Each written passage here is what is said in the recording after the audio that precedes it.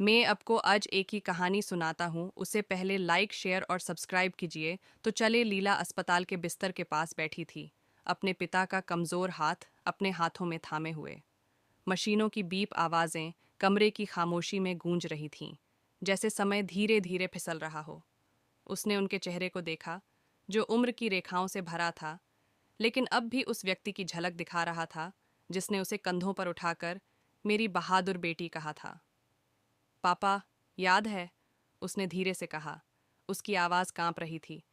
जब आपने मुझे साइकिल चलाना सिखाया था, आपने कहा था गिरना सीखने का हिस्सा है।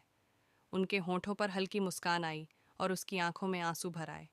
मुझे डर लग रहा है पापा, उसने फुसफुसाते हुए कहा।